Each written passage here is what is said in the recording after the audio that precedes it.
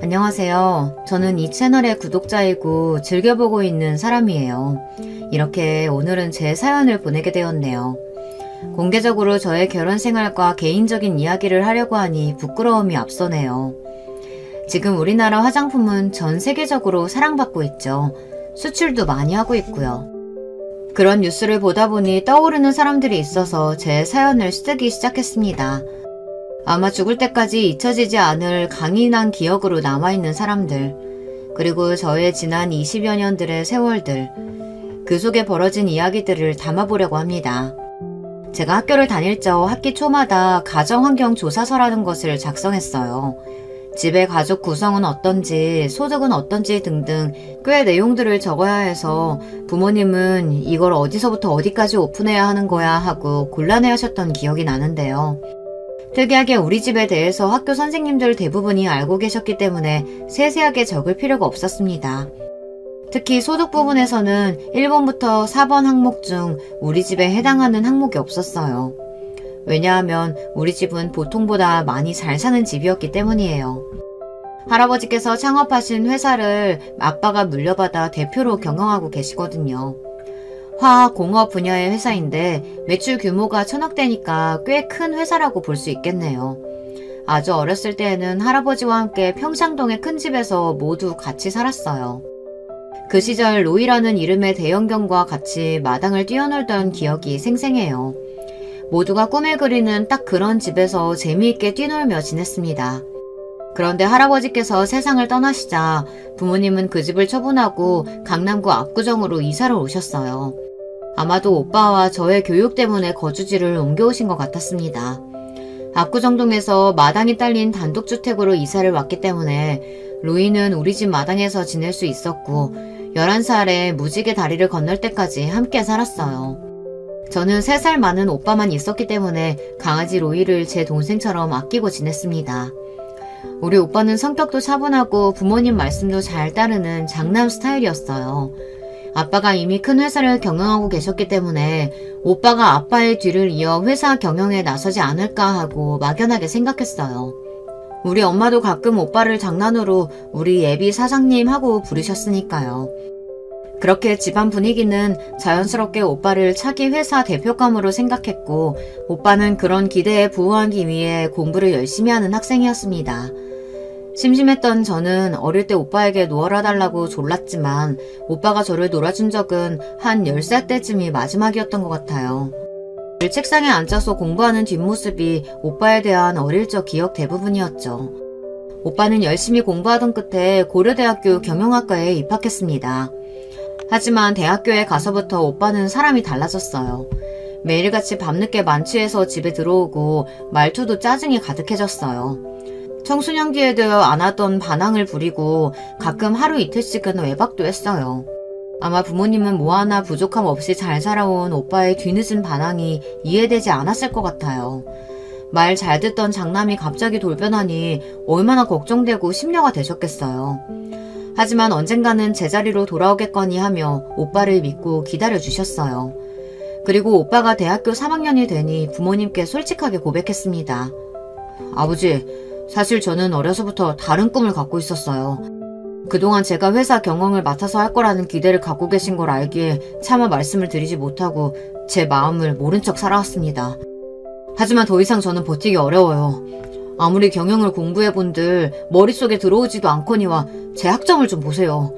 이렇게 점수가 바닥을 기어다닐 만큼 저는 경영학과에 맞지 않습니다. 이런 제가 아빠의 회사를 어떻게 맡을 수 있겠어요? 저는 제 그릇을 잘 알고 있어요.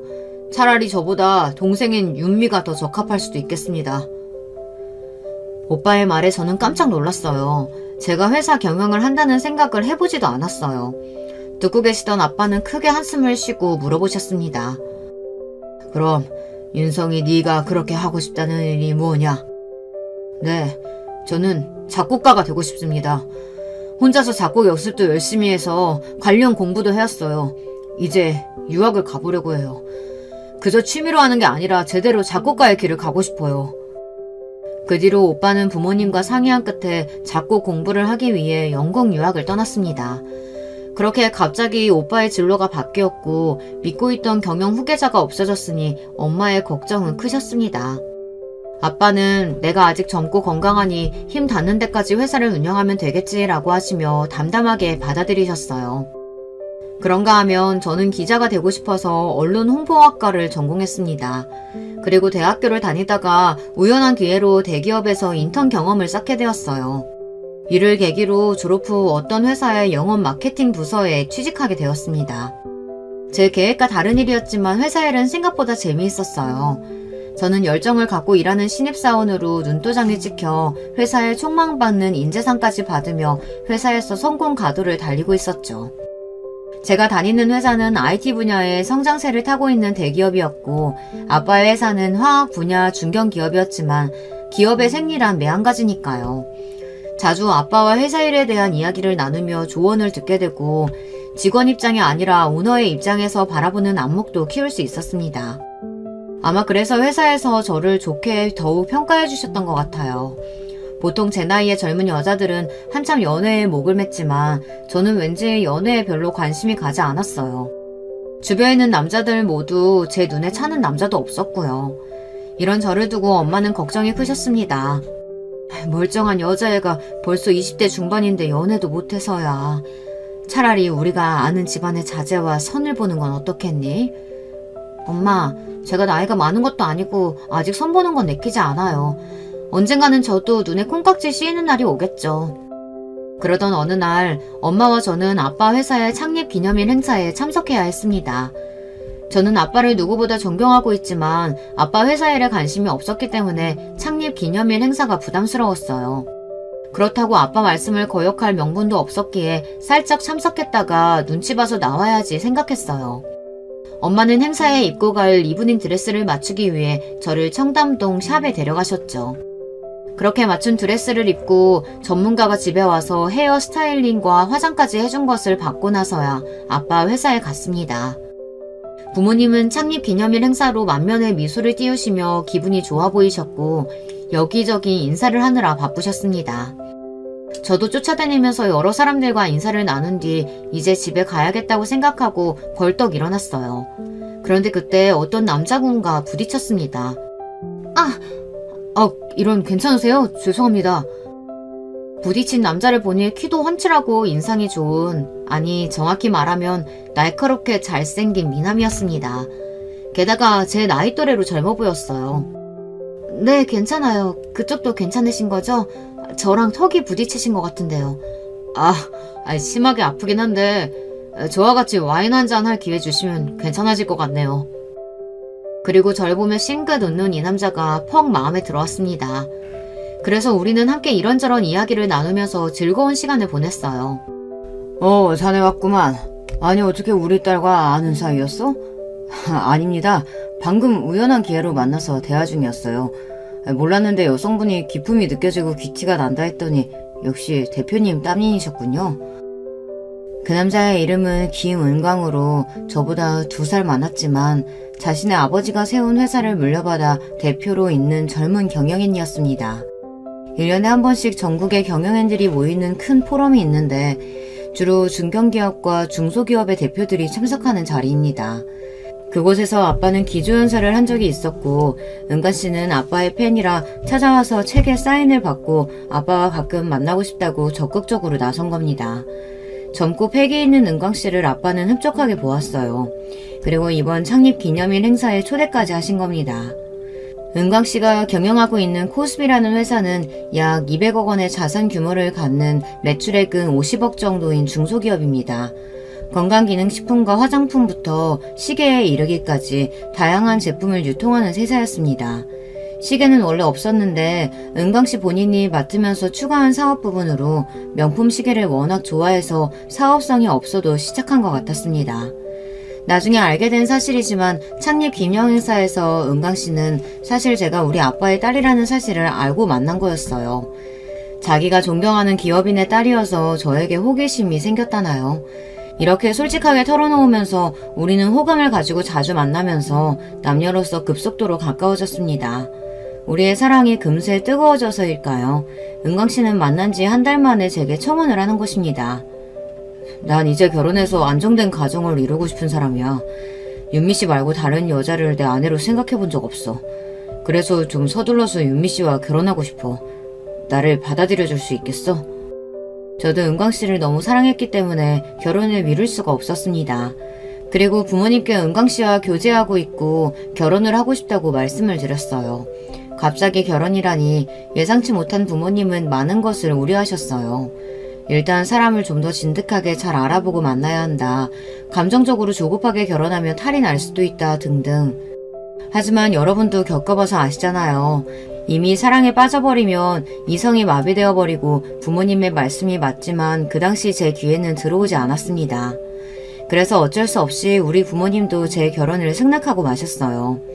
은광씨 아버님은 몇 해 전에 작고하셨고 지금은 어머님 혼자 계시다고 합니다. 그리고 은광씨의 어머님이 저를 만나기 전부터 제 배경을 들으시고 이미 결혼을 승낙하셨다고 해요. 이미 허락도 하셨다고 하니 좀 가벼워진 기분으로 은광씨 어머님을 뵈러 은광씨네 집에 가게 되었어요. 저를 반갑게 맞이하신 은광씨 어머님은 응접실에 앉아서 저를 옆에 앉혀두고 우리 집안과 회사에 대해 이것저것 물어오셨습니다. 아가씨네 아버지 회사는 네이키드로 알고 있어요. 돌아가신 우리 회장님도 참 좋은 기업이라고 칭찬하는 것도 들었었고 말이야. 그 집 여식이라니 정말 반갑네요. 네, 이렇게 알아봐 주시고 환대해 주셔서 정말 감사합니다. 그래, 우리 은광이랑 결혼하고 나면 본가에서 같이 사는 건 어떤가?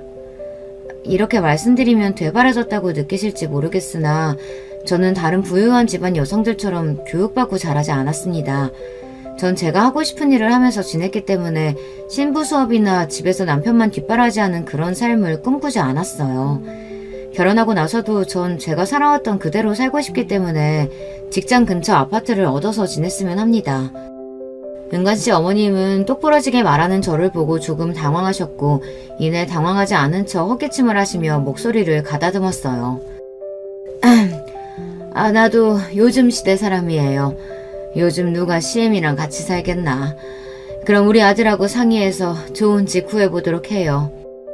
다행히도 어머님은 제 뜻을 이해해 주셨고 남편과 둘이서 신혼집을 구하게 되었어요. 저는 그냥 강남 쪽에 아파트면 된다고 생각했지만 남편은 생각이 달랐습니다. 내가 명색의 회사 대표야.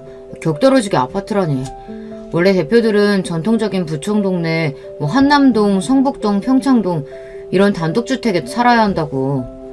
나도 알긴 하지만 그 정도의 집을 은광씨는 마련할 자신이 있어요? 아니, 나 혼자서는 지금은 어렵고 윤미씨 집에서 좀 보태주실 수도 있지 않을까? 저는 그저 일반적인 직장인이고 우리 부부 둘이서만 살 건데 그런 큰 단독주택이 적당하지 않다고 생각했어요. 좋은 집에서 살면 물론 좋겠지만 그런 곳은 100억도 넘는 고가인데 아무리 남편이 회사 대표라고 해도 그런 집을 쉽게 사기는 어려울 것입니다. 회사 자본금이 고작 200억 원인데 100억짜리 집이라니 형편에 넘치죠. 그렇다고 우리 부모님 돈을 받아서 그런 집을 장만한다는 것이 참... 남편을 설득해서 정원이 딸린 고급 빌라 쪽으로 마음을 돌렸습니다. 서로가 한 발씩 양보해서 협의를 한 거죠. 하지만 남편은 자신이 그리던 집이 미련이 남았는지 그 뒤로도 두고두고 이사를 가고 싶어 했습니다. 그런 남편에게 저는 이야기했어요. 당신 회사가 매출 1000억 찍으면 그때 우리 이사 가요. 라고요. 집에 있어서 남편이 양보를 했기 때문에 명품 시계라며 사족을 못 쓰는 남편을 기쁘게 해주기 위해 1억 2천만 원짜리 삐아제의 하이엔드 컬렉션을 예물로 했어요. 남편은 저에게 어떤 시계나 보석을 원하냐고 했지만 사실 저는 그런 명품에 별 관심이 없거든요. 그럼 저에게 예물 줄 돈으로 아프리카 난민 후원금 보내주세요. 기부자는 내 이름으로 해서. 이렇게 말하는 저를 정말 의아하다는 듯이 남편은 쳐다봤습니다. 기부한 명세를 나중에 저에게 전해주는데 그 명세표를 보고 조금 실망스러웠어요. 겨우 500만 원만 기부했던 것이에요. 제 생각보다 남편의 배포는 작았던 모양입니다. 결혼식은 성대하게 잘 끝났고 우리는 정식 부부가 되었습니다. 그리고 전 이듬해 임신을 해서 예쁜 딸을 낳게 되었어요. 첫째 아이를 낳을 때까지 회사를 다녔지만 출산 후에 복귀하는 것이 당시에는 쉽지 않았어요. 그리고 저도 당분간 아이에게 집중하고 싶어 회사를 그만두고 육아에 전념했습니다. 첫 아이에 이어서 3살 터울의 둘째 아들까지 낳아 저는 2아이의 엄마가 되었습니다. 그래서 거의 10년이 넘도록 봉사활동이나 아이들 학교 학부모 위원 등을 하며 정말 아이들을 위해 살았다고 해도 과언이 아니에요. 남편은 회사 일만 신경 쓰고 집안에 관련된 일이나 육아에 관심을 기울이지 않았습니다. 그래서 제가 더 열심히 아이들만 바라보고 살았던 것 같아요. 하지만 제 안에는 일에 대한 열정이 꿈틀대기 시작했습니다. 큰아이가 초등학교 고학년이 되고 슬슬 아이들에게 드는 품이 적어지면서 다시 일을 하고 싶어졌어요. 그렇게 구직을 알아보다가 옛 회사 동료분이 재택 알바 자리를 구해주셨어요. 제가 해왔던 마케팅과 기획 보고서를 작성하고 검토하는 일로 전문성을 요구하고 일의 강도가 세긴 했지만 잘만 하면 하루에 너댓 시간만 할 수 있으니 마음에 들었어요. 그렇다면 초등학생인 우리 아이들을 육아하면서도 일을 병행할 수 있을 것 같았죠. 한 달에 120만원 정도 월급을 받는 조건이라 사실 돈 때문에 일을 하게 된 것은 아니에요. 그 정도의 돈이 없어도 사는데 지장이 없었으니까요. 하지만 전 꼭 그 일을 하고 싶어서 시작하게 되었습니다. 막상 다시 일을 시작하니 재밌기도 하고 사회생활을 다시 한다는 기분이 느껴져 행복했습니다. 그러다가 제가 일하는 회사가 급성장해서 대표님이 저에게 정직원을 제안하셨어요. 제가 일을 맡은 지 10개월 만에 말이에요. 제 능력을 인정받았다는 생각에 울컥하는 기쁨과 대표님께 고마운 마음이었습니다. 하지만 아직 초등학교 2학년인 아들이 눈에 밟혀 출퇴근하는 일이 고민되었습니다. 게다가 남편은 제가 일을 하는 것을 반대했어요. 꼴랑 200만원 번다고 애들 내팽개치고 유부녀가 뭐하는 짓이냐며 시모는 저에게 혀를 끌끌 차댔죠. 고민하던 끝에 전 우리 아빠와 이 일을 상의하기로 했어요. 아빠라서가 아니라 회사 대표 입장에서 윤미 너는 충분히 능력 있는 인재다. 10년 넘게 애들한테 공 썼으면 이제 네 캐리어 위에 투자해도 좋지 않겠어? 너는 아마 일하지 않고는 못 살 것 같은데 어떠냐? 아빠가 정확히 보셨어요. 저 일하고 나서야 살아있다는 기분 느끼고 있어요. 돈을 떠나서 저 정말 일하고 싶어요. 그렇다면 네 가슴이 시키는 대로 하는 게 좋겠구나. 그리고 나도 내 딸이 다시 자신의 일을 한다는 것이 아빠로서 몹시 기쁘고 자기 일을 갖고 있다는 것은 충분히 가치 있는 일이니까 말이야. 1000억원대의 회사 대표인 아빠도 제가 일하는 것을 지지해 주시니 전 더 힘을 내서 정직원 자리를 수락하기로 마음먹었습니다. 이렇게 저는 회사를 다니면서 제대로 일을 하게 되었어요. 회사에서 퇴근하고 오자마자 저녁을 차려 애들 밥 먹이고 애들 학교 숙제 봐준 뒤 설거지와 빨래 등등 집안일을 하고 나면 엉덩이 붙일 수 있는 시간이 밤 12시는 다 되어야 했죠. 남편은 이미 7시쯤 퇴근해서 자기 서재에서 책도 보고 음악이나 영화 감상을 하며 자기 쉴 거 다 쉬고 있어요. 매일 그러고 있는 남편을 보고 있으니 좀 화가 났어요. 여보, 우리 같이 일하는 입장에서 당신도 나 좀 도와주면 안 되나요? 설거지 해주던지 애들 숙제를 봐주던지 하나만이라도 도와주면 나 숨이라도 쉴 것 같은데. 애초에 당신이 좋다고 시작한 일이야. 왜 나한테 징징대는 거지? 나는 분명히 말했었지. 내 사업 운영하는 것만으로도 바쁜 사람이라서 다른 일은 할 수 없다고. 지금 당신이 벌어오는 돈 없어도 우리 잘 사니까 힘들면 그만두도록 해. 남편은 너무도 냉정하고 이기적으로 자기 할 말만 하고 서재로 들어가 버렸어요. 저는 서러움이 올라와서 눈물까지 났습니다. 내 일을 가족인 남편에게도 인정받지 못하는 걸까요? 내 시간과 체력을 갈아넣고 일과 육아 그리고 집안일 그 모든 것을 만족스럽게 해내는 일은 정말 불가능에 가까워 보였어요. 이 세상 모든 워킹맘들은 정말 대단해요. 하지만 여기에서 진다면 저는 앞으로 죽을 때까지 원하는 직업을 갖기 어려울 겁니다. 일을 악물고 힘들었지만 일도 육아도 포기하지 않았어요. 다만 집안일은 일주일에 2번 파출부를 불러서 해결했습니다. 그분들이 내 마음에 쏙 들게 해주시는 건 아니었지만 그래도 집안일을 대신해 주었다는 것만으로도 지불한 돈이 아깝지 않았어요. 그리고 너무 기분이 좋았어요. 누구에게 도움을 받는다는 것은 참 오랜만에 느껴본 감정이고 고마움이었어요.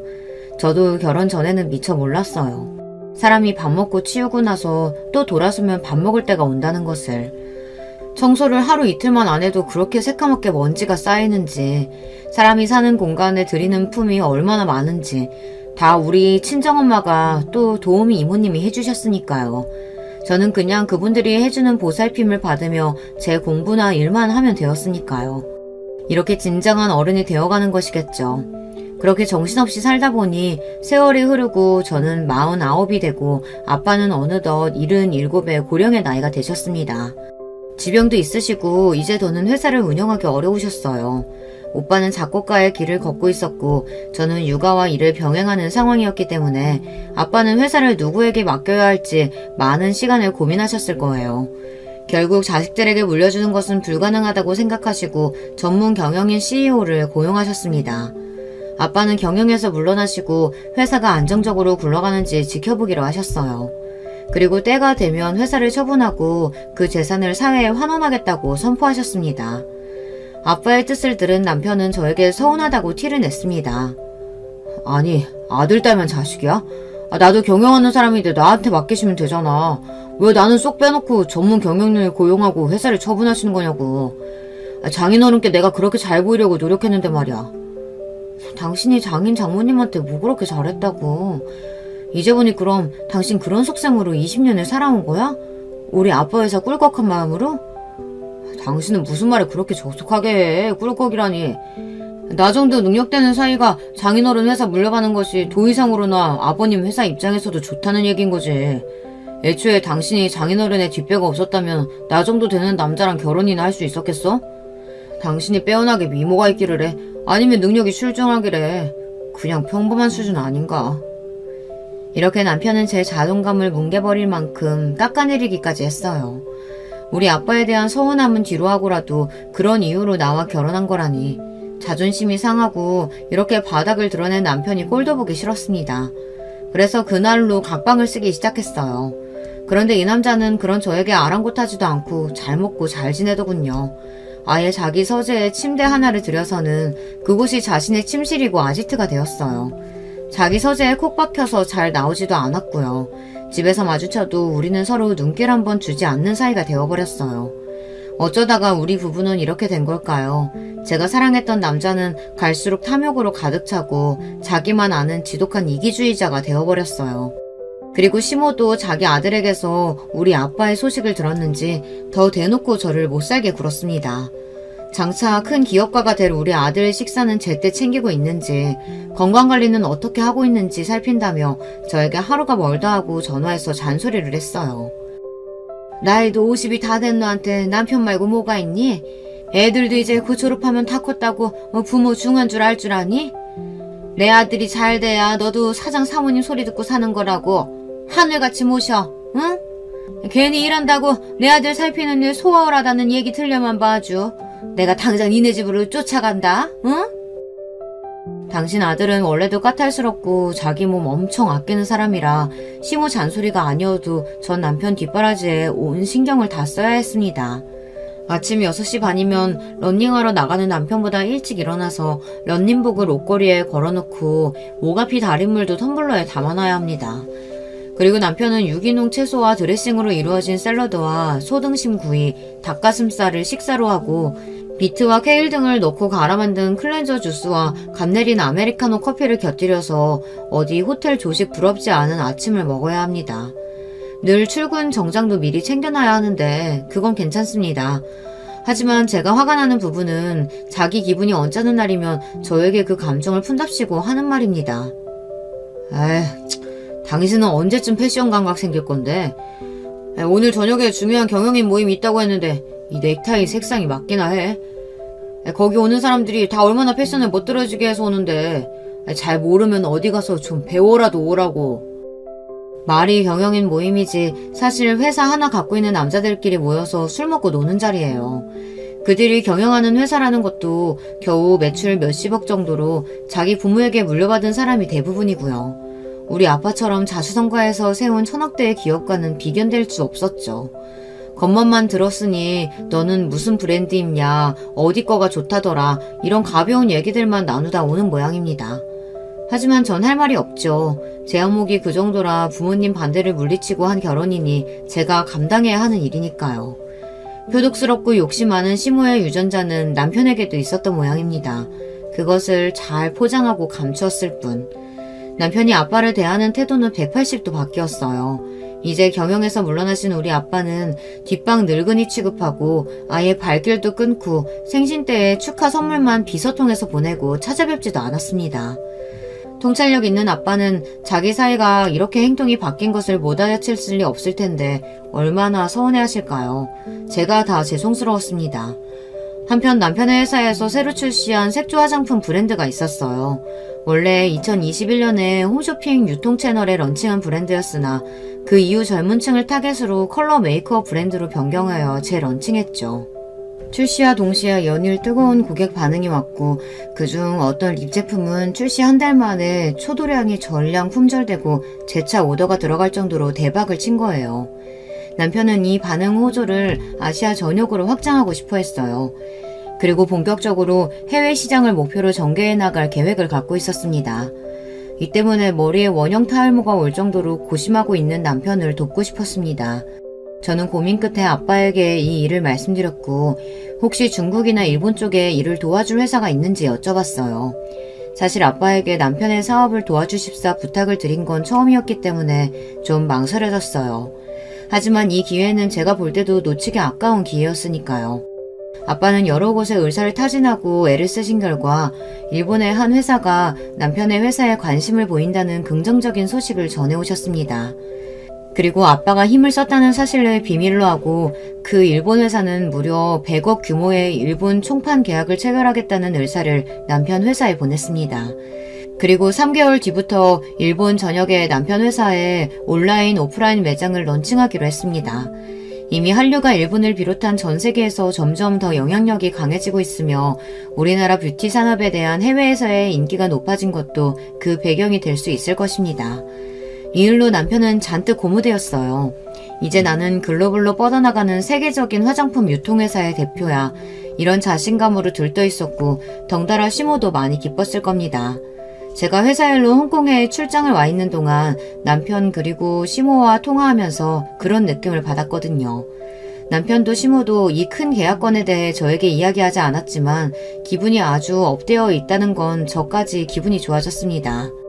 제가 아빠에게 부탁드려서 성사된 계약이라는 사실을 굳이 거기에 얘기하고 싶지 않았어요. 이렇게 가족들이 아주 기뻐하고 있었으니 이것만으로도 저는 내심 좋았습니다. 그렇지만 그들을 가족으로 여기고 잘해주었던 것은 그저 저 혼자만의 마음이었어요. 바로 그때 남편과 시모는 저와 다른 마음을 먹고 있었던 거예요. 제가 한국으로 귀국해서 집에 돌아오던 그날에서야 그것을 알게 된 거죠. 어쩐 일인지 미리 연락도 없이 공항에 남편이 저를 마중 나와 있었어요. 여보, 나 마중 나와준 거야? 너무 기분 좋다. 당신이랑 갈 데 있어서 데리러 왔어. 일단 차에 타자. 그리고 남편은 운전기사에게 시댁에 있는 한남동에 가자고 했어요. 갑자기 시댁에는 왜? 어머니께 무슨 일 있으신 거예요? 엄마가 당신하고 나한테 할 말이 있으시대. 그런가 보다 하고 있는데 왠지 남편은 조금 긴장하고 딱딱한 태도로 앉아 있었어요. 그때부터 조금씩 이상한 예감이 들었습니다. 분명 큰 계약을 성사하고 잔뜩 기분이 들떠 있어야 맞는데 왜 나에게 그 이야기를 한 번도 꺼내지 않는 걸까? 그리고 무슨 큰일을 앞두고 있는 사람처럼 긴장하며 시댁에 가고 있는 걸까? 이윽고 시댁에 도착해서 집에 들어가니 시모는 소파에 앉아서 저희를 기다리고 있었습니다. 어머님, 저 홍콩에 출장 다녀왔어요.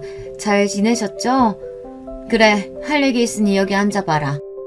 무슨 얘기길래 어머님도 잔뜩 긴장했는 건지 궁금해하며 자리에 앉았는데 어머님은 입을 떼기 시작했죠. 그리고 10분도 되지 않아서 저는 눈물바람으로 시댁에서 나오게 되었습니다. 엄청난 분노와 상실감을 안고서 말이죠. 내가 그동안 하진애미에 대해 참 불만이 많았어.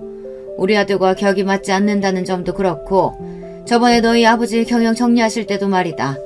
사위랑 우리 집을 무시해도 유분수지? 왜 우리 아들한테 회사 물려주지 않고 멋대로 회사를 처분하려고 하시는 거지 말이야.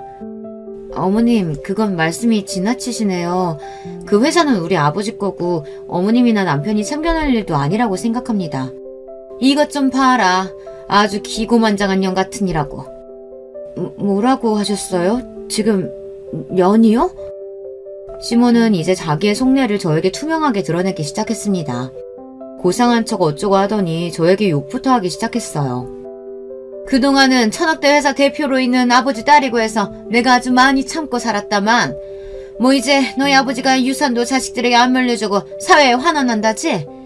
무슨 재벌 대기업이로 되는 듯 쇼는 노블리스 오블리제?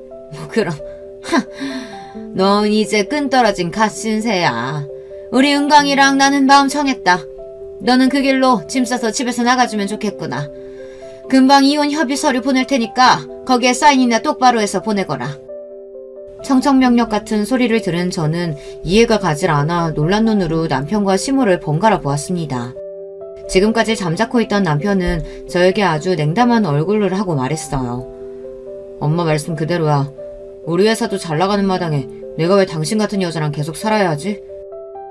내가 지금까지 살면서 당신한테 무슨 잘못했어요? 바람을 피웠나요? 재산을 못 모았나요? 나는 애들도 둘이나 낳고 지금껏 저렇게 잘 키웠어요. 게다가 결혼할 때 내가 당신보다 더 많은 돈을 들고 왔고요. 그런데 왜 내가 뭘 잘못했다고? 전 믿을 수가 없었죠. 얘가 이렇게 멍청하다니까. 말귀를 못 알아먹어. 내가 아주 자세히 설명해주지. 우리 회사가 일본에서까지 진출해서 100억이다 되는 계약을 따냈어. 어디 그뿐이겠니? 앞으로 미국이든 유럽이든 아주 쭉쭉 나가서 대기업이 되겠지. 그렇게 앞길 창창한 내 아들이 계속 너 같은 별 볼 일 없는 여자를 옆에 두면 성공하겠니? 더 빵빵한 집안 여자 들이던지 해야겠지. 전 이제야 조금씩 이해가 갔습니다. 그러니까 100억 계약으로 이들은 금방이라도 대기업이 될 것 같은 희망으로 저를 내치고 더 좋은 조건의 여자를 새로 맡겠다는 속셈이었죠. 너무 억울하고 원통했습니다. 사람들이 이렇게 은혜도 모르고 바로 얼굴을 바꿔서 배신할 수 있는 걸까요? 할 말이 참 많았지만 저는 금방이라도 그들 앞에서 눈물을 보일 것만 같아 그대로 나와버렸습니다. 나가는 저를 보고 하하호하 웃고 있는 남편과 시모를 뒤로 한 채 말이죠. 시댁을 나와서부터 저는 미친 여자처럼 한참을 걸어다녔어요. 가슴이 터질 것 같았고 머리는 지끈거려서 어디에 가만히 있기가 힘들었어요. 그렇게 정처 없이 한강 쪽으로 걷다 보니 저의 지난 세월이 보였습니다. 눈에 콩깍지가 씌어서 남자 하나 바라보고 결혼했다가 제 젊은 시간들은 이제 다 지나가 버렸네요. 허망한 마음뿐이었습니다.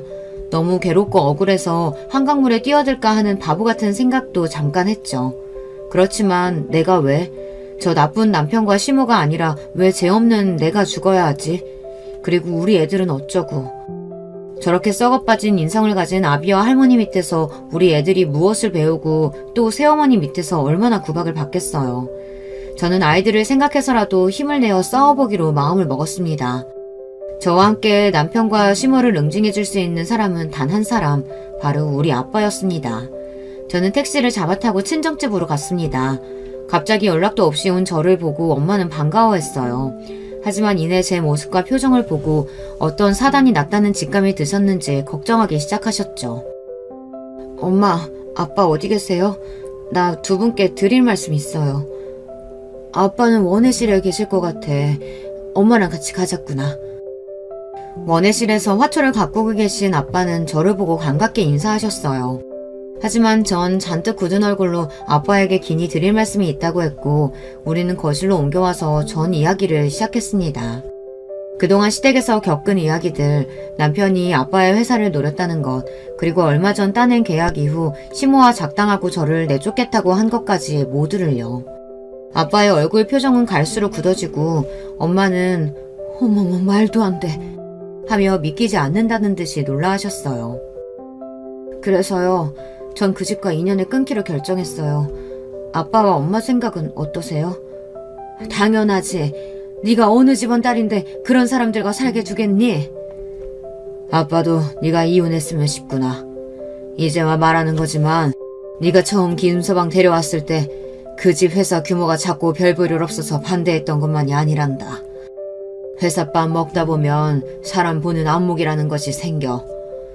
김서방은 젊었을 때부터 야망은 큰데 그릇은 작고 사람은 옹졸해 보이더구나. 하지만 이 정도로 형편없는 위인일 줄은. 내가 회사 정리하는 부분에서 서운함이 있을 것 같아 네 부탁받고 크게 도와주었건만 우리 덕인 줄도 모르고 자기 본색을 드러내었구나. 참 얄팍한 집안이다. 두 번 생각할 것 없다.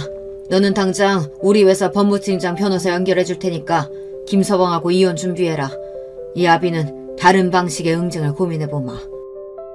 아빠는 이 말씀을 하시면서 분이 풀리지 않으신지 소나기로 무릎을 꾹 잡고 계셨죠.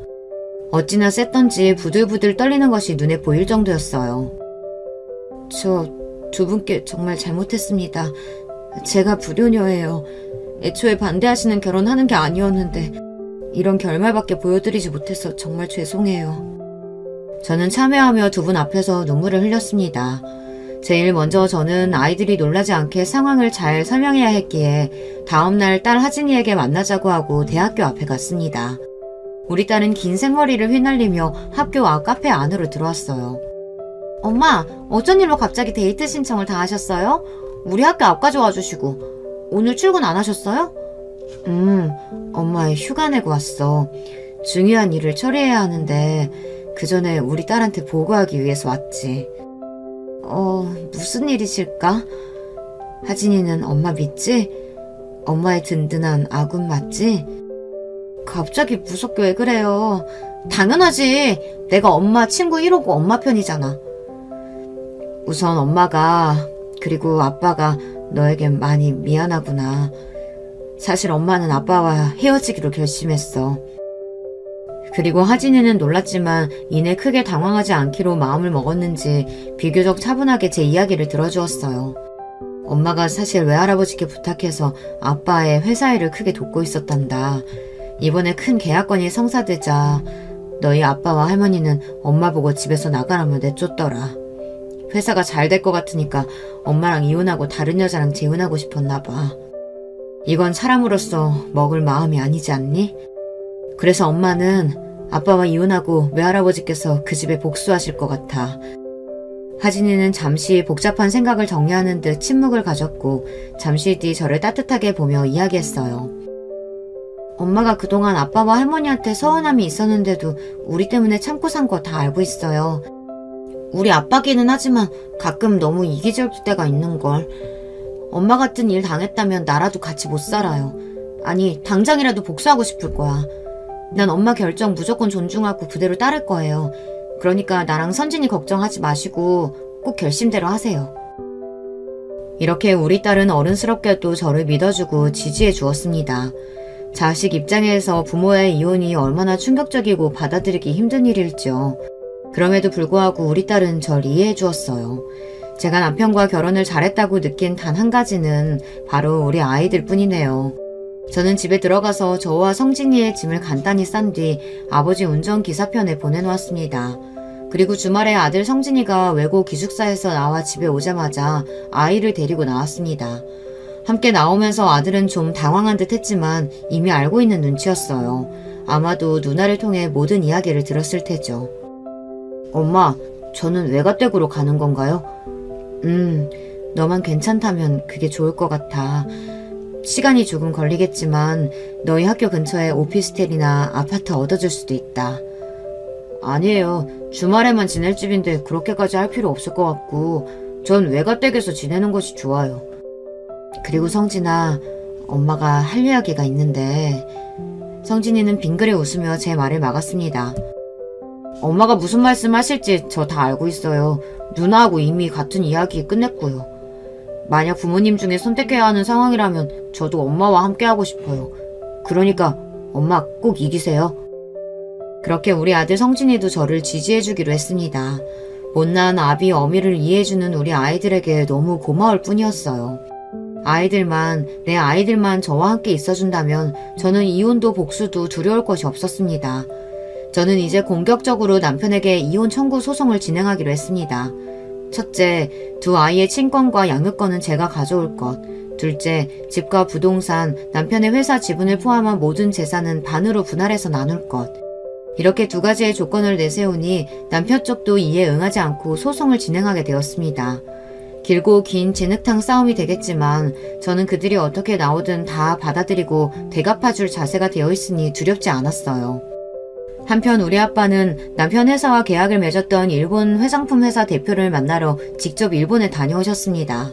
그리고 은퇴하신 뒤 오랜만에 정재계 인사들을 만나고 다니시는 것 같아 보였어요. 저는 우리 아빠가 하시는 일은 믿을 수 있기 때문에 구체적으로 어떤 계획을 하고 계신지 구태여 여쭤보지 않았어요. 남편과 별거에서 지낸 2달이 지난 어느 날 누군가 우리 집 현관에서 다급히 벨을 눌렀습니다. 급히 찾아온 사람은 바로 남편이었습니다. 땀까지 흘려가며 다급히 저와 장인어른을 뵙겠다며 찾아온 것이었어요. 당신이 여기 무슨 일이에요? 여보, 제발 나 용서해줘. 나는 그동안 정말 몰랐어. 당신하고 장인어른이 뒤에서 우리 회사 위에 여러 가지 힘써줬던 거 말이야. 제발 이번 일도 도와주면 안 될까? 전 영문을 모르겠어서 아무 말도 못하고 가만히 서 있었고 그때 헛기침을 하며 우리 아빠가 나오셨어요. 자네가 내 집에 당당히 찾아올 처지는 아닌 것 같네만 마지막이라는 마음으로 설명해주겠네. 아마 일본 회사에서 계약 파기하겠다고 나왔을 게야. 그렇지? 그리고 그 계약 맺어준 것도 깨지게 한 것도 모두 내가 한 일이라는 걸 알고 뒤늦게 알고 찾아온 걸 테고. 맞나? 네, 맞습니다, 장인어른. 제가 정말 잘못했습니다. 한 번만 용서해 주시고 그 계약 파기 막아주십시오. 그 계약 위해서 회사 자산 모든 것을 담보로 대출받고 많은 인력과 자금 투입해서 준비했습니다. 그런데 일본에 진출 며칠 앞두고 이렇게 갑자기 상황이 바뀌면 우리 회사 정말 큰일 납니다. 대출받은 은행에서는 앞다퉈서 자금 회수하려고 할 거고 투자자들은 등 돌리겠죠. 그러면 진짜 부도까지 날 수 있는 어려운 상황이에요. 알고 있네. 네? 난 자네가 경영한 세월의 몇 배의 시간 동안 그 회사 10배나 되는 규모의 회사를 경영해왔어.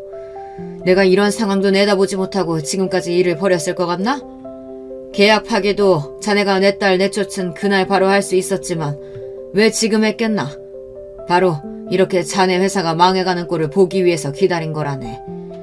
기업 경영자는 말일세 따뜻한 심장을 갖고 냉철한 머리로 해야 하는 걸세.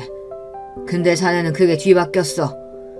눈앞에 작은 이익을 쫓느라 정말 귀중한 것들을 놓치고 아니 내버리고 살아왔지. 어디 우리 딸뿐이겠나? 그동안 자네와 거래해온 업체들 그리고 함께 일했던 직원들 모두 단물만 빨아먹고 버렸겠지. 지금 자네 회사의 평판은 바닥이고 아마 이렇게 어려울 때는 더더욱 그들이 적이 돼서 나타나게 되겠군. 회사가 문을 닫더라도 억울해 마시게 다 자네가 해온 업보일 걸세. 역시 우리 아빠는 대단한 분이셨어요. 모든 것은 아빠의 커다란 계획 아래 있었고 그리고 아빠의 계획대로 남편은 파멸 바로 직전에 있게 되었습니다. 아버님 아주 독하고 못된 분이시네요. 그래도 한때 가족이었고 내가 해드린 정성이 있는데 내 회사를 이렇게까지 망가뜨린다고요? 그래, 말 잘했네. 가족은 달라야 하지. 그래서 자네도 조강지처 어떻게 했는가? 자네는 자기 아이들에게 그리고 장인 장모에게 진심으로 대했냔 말이야. 남편은 처음으로 호통치는 아빠의 모습에 겁을 먹어서인지 아니면 진짜 할 말이 없는지 아무 대답도 못했습니다. 내가 우리 회사 내 혈육에게 물려주지 못하는 상황에서 자네를 왜 안 떠올렸겠는가. 하지만 난 이미 자네가 어떤 인간인지 알고 있었네. 아마 내 회사를 자네 손에 쥐어줬다면 우리 딸은 물론이고 나와 회사까지 가만 안 뒀겠지. 그리고 힘들게 일궈온 내 소중한 회사 얼마 못 가 문 닫게 만들었을 게야. 만약 회사가 승승장구할 때 가족을 소중히 여기고 고마워했다면 자네 회사는 더 잘 나갈 수 있었을 텐데 진짜 대기업까지 갈 뻔한 기회를 자네와 모친 스스로 뻥 차버린 걸세. 이 믿을 수 없는 이야기에 남편은 입이 떡 벌어져 아무 말도 못하고 넋이 나간 채로 우리 집에서 조용히 나갔습니다. 그와 같은 소용돌이가 지나고 약 1년의 시간이 흘러 지금에 왔습니다. 10여 년 동안 다니던 회사는 성장을 거듭하더니 대표님이 저에게 새로 분사한 법인의 대표 자리를 제안해서 저도 지금 회사에 경영을 하고 있습니다. 제 딸은 대학교를 잘 다니고 있고 이제 고3이 된 아들도 열심히 대입 준비를 하고 있어요. 아들은 외할아버지나 엄마와 같은 경영자가 되고 싶다며 전공도 정했습니다. 이렇게 저와 아이들은 정말 행복하고 충만한 삶을 살고 있어요. 그렇다면 전 남편은 어떻게 되었냐고요? 전 남편의 회사는 일본과의 계약 파기 이후에 자금이 급속도로 경색되고 투자자와 채권자들의 빚 독촉이 시작되었습니다. 애초에 재무 비율도 건전하지 못했기 때문에 이런 악재 하나에도 아주 무섭게 추락해버렸어요. 그리고 1년도 버티지 못하고 전 남편의 회사는 법인 파산 절차에 들어가게 되었습니다. 시부가 힘들게 만든 회사를 자기 아들이 문 닫게 만든 것이죠. 이래서 기업은 자기 아들이라고 자기 핏줄이라고 무턱대고 물려줄 부분이 아닙니다. 정말 그릇이 되는 자에게 회사를 맡겨야 했던 거예요. 그리고 전 남편의 개인 자산, 우리가 살던 고급 빌라와 여러 부동산 주식 등은 파산 절차에서 채무 및 세금 변제 등으로 압류당했습니다. 남편이 살 집도 없어서 시모가 있는 방배동 아파트에 얹혀서 살고 있다고 해요. 그리고 시모는 어떻게 되었을까요? 자기 아들이 금방이라도 대기업 사장이 될 줄 알았는지 동네방네 소문이라는 소문은 다 내고 다니더니 하루아침에 거지 신세가 되고 나니 모든 사회생활을 끊고 집에만 있다고 합니다. 너무 많은 일을 겪다 보니 혈압이 나빠져서 건강도 악화된 채로 집에서 두문분출하고 그저 살고 계시다네요. 이혼하는 과정에서 아들 회사가 망해가는 과정에서 저에게 몇 차례 연락하고 찾아오셨지만 저는 그 얼굴을 두 번 다시 보고 싶지 않았기 때문에 모두 피했습니다. 제가 출장에서 돌아와서 내친 날 그 이후로는 시모의 얼굴을 단 한 번도 보지 않았네요. 물론 앞으로도 보고 싶지 않아요. 이혼 소송은 끝나가고 있고 결과는 잘 마무리될 것 같아요.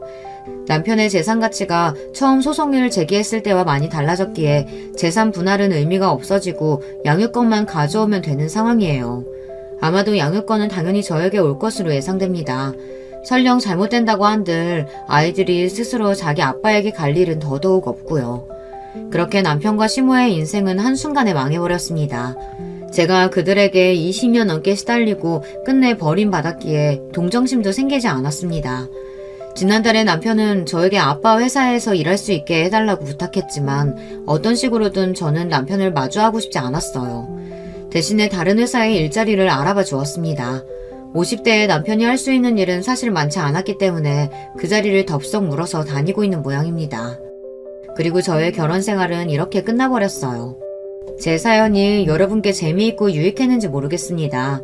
저의 장문 실력이 프로에 미치지는 못하지만 그저 사는 이야기로 들어주셨으면 좋겠습니다. 그럼 오늘도 여러분에게 행운이 가득하시길 빌며 저는 여기에서 인사드릴게요. 여러분, 두 번째 사연 시작하기 전에 좋아요, 구독 꼭 눌러주실 거죠? 그럼 두 번째 사연 바로 시작합니다. 안녕하세요. 저는 60대로 접어든 나이가 든 여성이에요. 지금은 고요한 인생의 최후반기로 접어들어 일상을 보내고 있는 저입니다만 이런 나이 든 사람에게도 이팔 청춘의 때가 있었다는 것을 사연에 빠지다에 계신 제 연배분들은 잘 아시죠? 남편과 만나서 결혼했던 시기도 또렷하게 기억이 나는데요. 사실 저는 원래 결혼을 약속했던 남자가 따로 있었습니다. 21살의 나이에 처음 만났던 상대였지요. 3년을 꼬박 만난 끝에 결혼이라는 결실을 보려고 했어요. 지금은 30대에 결혼하는 게 너무 흔하지만 그때는 여자 나이 20대 중반이면 대다수가 결혼했습니다. 제 주변도 그러했기 때문에 전 당연히 결혼을 꿈꾸고 있었고요. 그런데 결혼을 준비하던 중에 모든 것이 무산돼 버렸어요. 파혼이라는 고상한 단어를 쓸 것까지도 없는 완벽하게 허무한 무산이었습니다. 다른 여자가 있었다니, 그게 무슨 말이에요?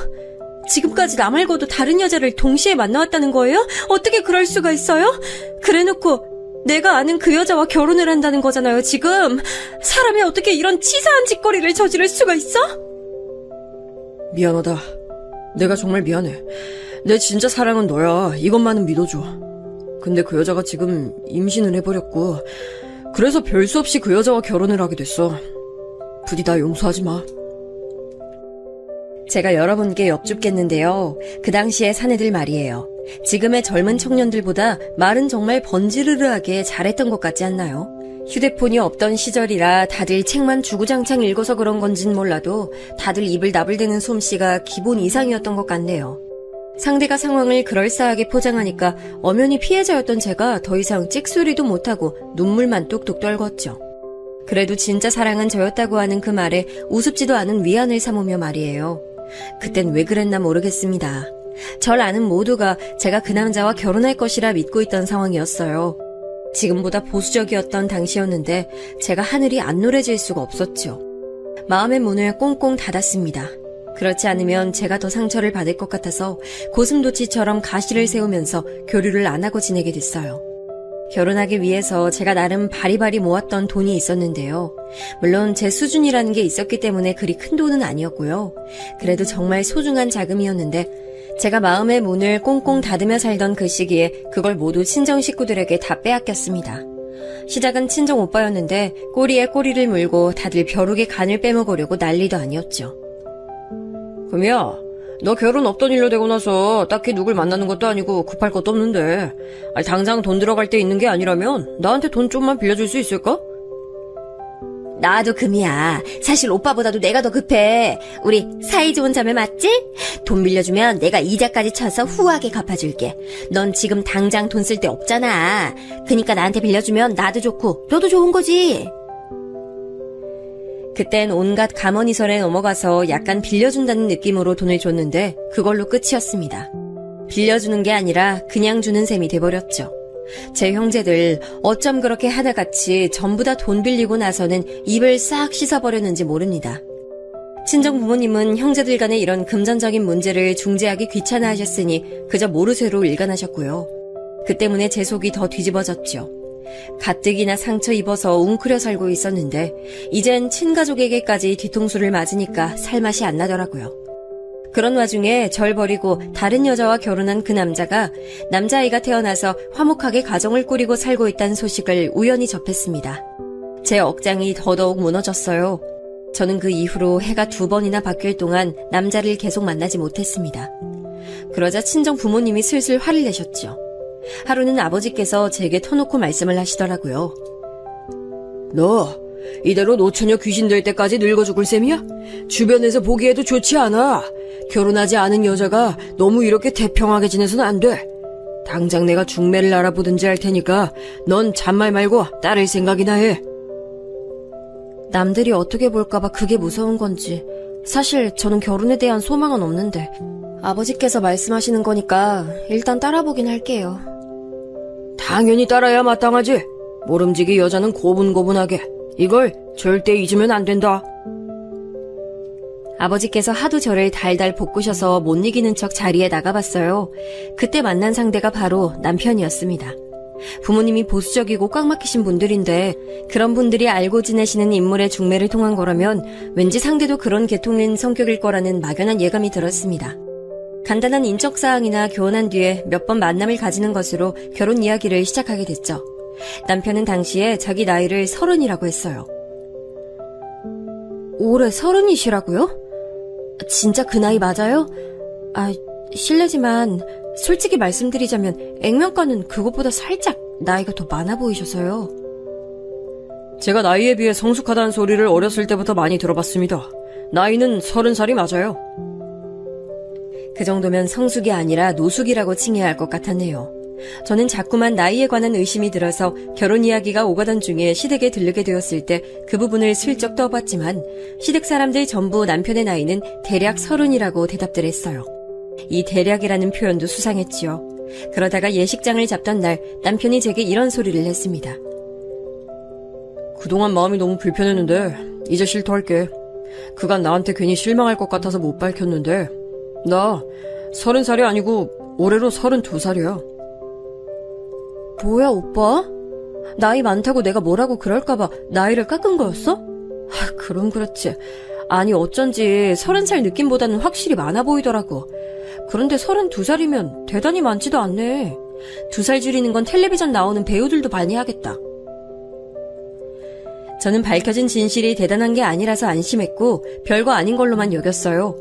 그런데 결혼하고 나서 보니까 남편 나이는 32도 아니었고 36이었습니다.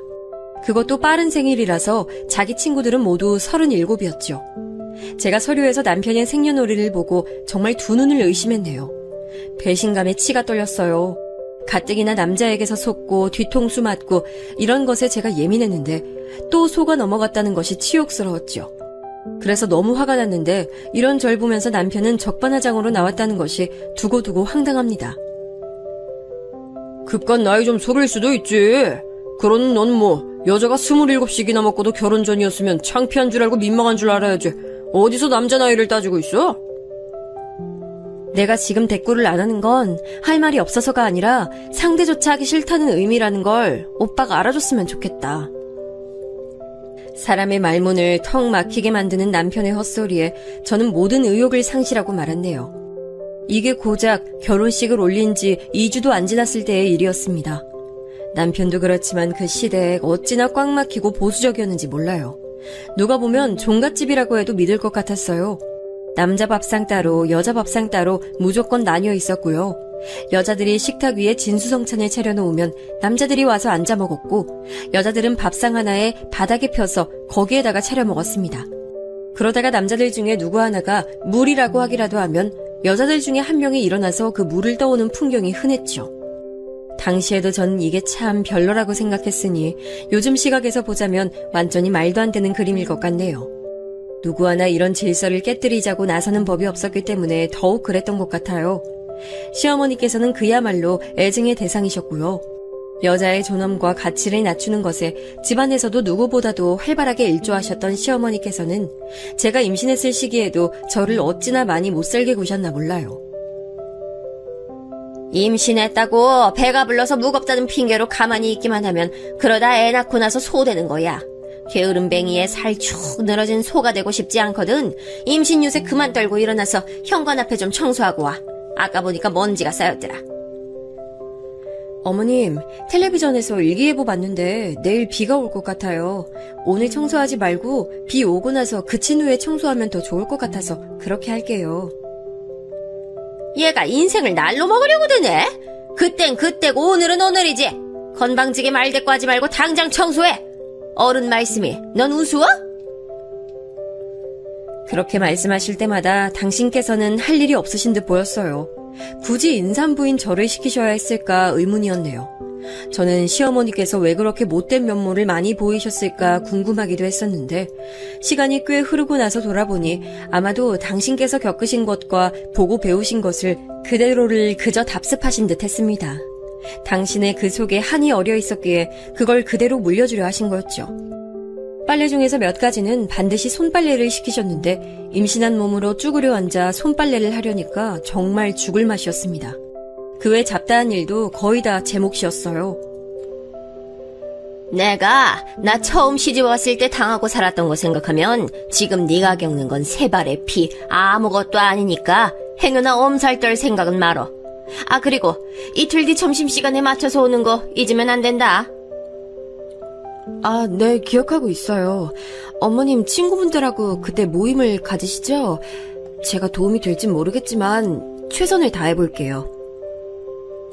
시어머니께서는 시어머니 면 세워주는 건 며느리의 당연한 역할이라고 보셨기 때문에 저는 그 친구분들의 앞에서 활약을 해야 했어요. 시어머니께 최대한 공손하게 굴며 충성하는 모습을 계속 보여주는 게 핵심이었습니다.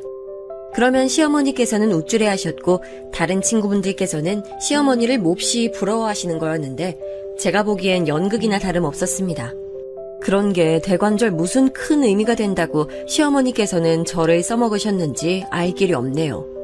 아무튼 결혼한 지 딱 반년이 지났을 시기에 임신이 됐던 생명은 바로 아들이었습니다. 낳고 나서 제가 기쁨의 눈물을 흘렸네요. 딱 느낄 수 있었거든요. 앞으로 이 귀중한 아들이 제 방패막이가 되어줄 것이라는 예감이 들었죠. 제가 남편하고의 관계가 애틋하거나 돈독하진 못했어요. 그도 그럴 게 자기 나이를 야비하게 속였던 사람이라서 기본적인 신뢰를 가지기가 어려웠고 사람 자체가 정남이가 좀 없는 편이었어요. 제가 시어머니로부터 구박받을 때 단 한 번도 제 편을 들어준 적이 없었고요. 게다가 전 친정 식구들과 사이가 썩 좋진 못했어요. 어쨌든 물보다 진한 피를 나눈 가족이긴 했지만 제 돈을 갚지 않는 등 일련의 사건들을 겪으며 사이가 안 좋게 된 지 오래였으니까요. 제가 낳은 아들이야말로 세상에 유일한 제 분신이며 제 외로움을 알아줄 동반자라는 희망을 품게 된 건 어찌 보면 당연한 수순이었을지도 모르겠습니다. 보수적이었던 시댁이었기에 당연히 제가 딸보단 아들을 낳길 바랐는데요. 제가 떡하니 아들을 낳아버리자 집안에서 제 위치가 좀 달라졌어요. 우선 시아버지께서 손자 타령을 자주 하시는 통에 제가 뿌듯함을 느낄 수 있었고요. 시간이 흐를수록 시어머니께서는 이전과 달리 저에게 함부로 막 하시지 않게 됐어요. 제 아들이 커갈수록 그렇게 된 것이죠. 다정다감과는 거리가 먼 남편을 둔 저로서는 집에서 늘 아들을 애지중지하며 아들에게만 집중했고 또 열심히 놀아줬거든요. 그러니 아들 역시 자연스레 엄마 껌딱지가 되어갔죠. 귀한 손자가 자기 엄마만 바라보니 시댁 식구들이 저에게 태도를 달리할 수밖에 없었을 겁니다. 제 아들은 뿐만 아니라 친정 식구들을 상대할 때도 꺼내 보일 수 있는 유용한 패였어요. 예전에 제 돈을 빌려가 놓고선 갚을 시기가 다가오니까 이런저런 핑계를 대가며 절대 갚지 않았던 제 언니. 자기 시댁에서 몹시도 구박을 받으며 살고 있었거든요. 아마 판단을 잘못해서 자기 시누이들과 대판 싸운 뒤에 상황이 그렇게 되었던 것으로 알아요. 하여간 그런 통에 친정 언니는 자기 시댁 흉을 자주 보면서 자기 처지를 한탄하곤 했는데 그러면서 은근히 저를 끼워 넣는 수법을 그간 써왔습니다. 나도 진짜 죽을 맛이지만 우리 금이 생각하면 내가 또 위안을 얻지. 금이가 아주 앞뒤가 꽉 막힌 시댁을 얻었잖아. 조선시대가 따로 없던데 나보다 시대군 없는 우리 금이 생각하면 내가 마냥 속상해할 순 없는 것 같아. 언니, 지금 그 말 일부러 내 속 긁어놓으려고 자꾸 그러는 거지? 듣기 좋은 소리도 아닌데 자꾸 가만히 있는 나는 왜 건드려? 어머, 얘 성질 봐. 그냥 농담 삼아 한 말인데 왜 발끈하고 난리야. 네가 시대군이 나보다 없는 건 맞잖아. 언니, 그딴 헛소리할 여력 있으면 예전에 빌려간 내 돈이나 마저 갚아. 아직 반의 반도 안 갚은 거 알고 있지? 그거 대체 얼마나 된다고 안 갚아? 제가 돈 얘기를 꺼내면 얄밉게 자리를 피하곤 했던 언니였죠. 언니는 저보다 이르게 시집을 갔고 줄줄이 딸만 둘을 낳았는데요. 제가 아들을 낳고 나서 시댁에서의 위치가 점차 달라지면서 저는 언니 앞에서도 전혀 책 잡힐 거리 없이 당당하게 있었습니다. 언니는 셋째 계획 없어? 아무래도 시댁 쪽에서 셋째 낳으라는 소리 할 것 같은데. 내가 그 소리 듣긴 하는데 그건 왜? 사실 요즘엔 둘만 낳아도 충분하다는 게 사회 분위기잖아. 그래서 나도 좀 망설이는 참이야. 언니 시댁도 아들 타령 오지게 한다면서. 그러니 무조건 셋째 낳으라 하는 거지. 딸을 더 낳으라는 게 아니라 아들 낳으라는 의미인 거 언니도 알지? 난 하나만 낳았어도 둘째 셋째 낳으라는 말은 안 듣네. 워낙 시댁 식구들이 아이 봐주는 것도 앞다투어 해주려고 들어서 내가 손 가거나 신경 쓸 것도 없어서 나 요즘 계속 여유롭게 지내. 근데 언니는 요즘 들어 안색이 더 안 좋네? 어제 시댁 다녀왔다면서. 별로 안 좋았나 봐. 제 평생에 저를 놀려먹고 등쳐먹었던 존재가 바로 제 언니였는데 제 얄미운 발언에도 이런 방구도 못하고 입술을 꽉 깨무는 걸 보니 속이 더 시원하더라고요. 저 스스로도 나한테 이런 면이 있었나 싶었네요. 이 모든 걸 가능케 한 존재가 바로 제 아들이라는 건 아주 명확했습니다. 저는 날이 갈수록 아들을 더 아끼고 위해줬죠. 참고로 친정 언니는 그 이듬해에 셋째를 가졌는데 또 딸을 낳았습니다. 그 이후로 자기 시댁에 잘 안 가게 됐다고 하더라고요. 전 반면에 비록 편하진 않지만 제 아들이 이제는 있었기 때문에 어렵지는 않는 심정으로 시댁을 꽤 자주 가는 편이었어요. 갈 때마다 시댁에서 제 아들을 무척 반겨줬고요. 그런 나날을 보내며 저는 생각했죠. 아, 이제서야 결혼 생활을 하는 기분이 나고 사는 맛이 난다고 말이죠. 둘째를 생각한 적도 있었지만 남편과 상의한 끝에 가지기로 했을 때는 바람처럼 결과가 따라주지 않았어요. 그래서 이때 잠시 포기를 했었고 시간이 좀 더 지나서 다시 둘째 생각이 들었을 때 그때는 이제 병원부터 가봤는데 남편이 나이가 있는 만큼 활동성이 꽤 많이 떨어진다는 소견을 받았습니다. 제가 자궁 쪽이 살짝 약한 편이기도 해서 저희 부부는 고심하다가 둘째를 영영 포기하는 쪽으로 가닥을 잡았어요. 아들에게만 올인하기로 결심하기로 마음먹었죠. 어느덧 아들이 중학교 입학을 했을 때였는데 시아버지께서 돌연 쓰러지셨어요. 혈관 질환 때문이었는데 상태가 좀 좋지 않아서 병원에서 주의 깊게 살피면서 입원 생활을 하셨습니다. 제가 또 이때 아들의 위험을 느꼈습니다. 시댁 식구들이 많이 모인 병실에서 주말 낮 시각 제가 아들을 데리고 들어섰는데 단박에 시아버지 표정이 환하게 변하는 게 보였어요. 우리 손자 왔구나. 우리 집안의 미래. 아이, 다들 저리 좀 비켜. 우리 손자 가까이 와야 되니까. 아유, 우리 귀염둥이 하래비한테 어서 와봐. 하래비가 우리 손자 용돈 주려고 기다리고 있었어. 손녀 한 트럭보다 손자 한 명을 중하게 여기시는 시아버지의 태도가 그 손자의 엄마인 저로선 무척 반가웠던 게 본심이었습니다. 저는 아들이 대견하고 기특해서 견딜 수가 없었어요. 잿빛이었던 제 인생에 처음 내리쬐은 밝은 빛이 바로 제 아들이었습니다. 시아버지께선 그때 무사히 퇴원을 하셨지만 이듬해에 돌아가셨어요. 질환은 이길 수 없는 모양이었죠. 아직 시어머니께서 멀쩡히 살아계시기 때문에 이때 섣불리 재산 이야기는 안 나왔고요. 그런데 제 아들이 고등학교를 입학한 직후 시어머니께서 저희 식구를 따로 부르시더라고요. 그 양반이 아무래도 딸보단 아들, 손녀보단 손자 이렇게 위하는 양반이었으니 나도 그 뜻을 따르는 게 맞는 것 같네. 일부를 몰래 따로 증여해 줄 거니까 그렇게들 알고 있어. 정말이세요? 감사합니다, 어머님. 어렵게 결심하셨을 테니까 사양하지 않고 감사하게 받아서 유용하게 잘 쓸게요. 시어머니의 놀라운 결단에 감격한 제가 거듭 인사를 드렸어요. 그런데 옆에서 남편은 마치 당연한 소리를 들었다는 표정으로 덤덤하기 짝이 없었고요. 뒤편의 아들은 지루한지 하품이나 날리고 있었습니다. 감사 인사를 드리는 사람은 끝까지 저 하나였네요. 지금 생각해보면 정말 놀라운 사실은 제 아들이야 손자니까 그렇다 치고 제 남편에게 시어머니께서 아무런 따끔한 지적도 안 하셨다는 겁니다. 그만큼 아들에겐 관대하신 분이었다는 의미겠죠. 저는 시어머니의 관대하지 못한 면모를 많이 접했던 사람으로서 지난 서름이 다 씻겨내리는 듯한 감동을 맛봤어요. 감개무량하더군요. 아들을 낳아서 천만다행이라는 생각을 또 한 번 했습니다. 세월이 더 흐르면서 품 안의 자식은 어느덧 장성했고 사회생활을 하겠답시고 번듯한 직장을 다니더니 어느새 결혼을 입에 올리더군요. 자기도 이제 슬슬 결혼할 생각을 하게 된 나이라고 말이죠. 남편은 친탁을 한 건지 나이가 들면서 건강관리가 필수인 몸이 됐기에 아들을 장가 보내는 게 무척 섭섭했지만 남편 건강을 생각하면 하루빨리 장가 들게 하는 게 낫다는 생각도 들었어요. 저는 며느리감을 깐깐하게 볼 작정이었어요. 절대 결코 아무나 제 아들하고 결혼시킬 순 없었습니다. 그래서 아들이 결혼하고 싶은 여자라면서 처음 며느리를 데려왔을 때 제가 눈에 불을 켜고 허점이 있나 찾아봤어요. 우선 인상이 참하더군요. 수려한 맛은 없어도 수수한 매력이 있었어요. 키는 보통이라 괜찮았는데 몸이 꽤 마른 듯해서 이건 좀 걱정이었고요.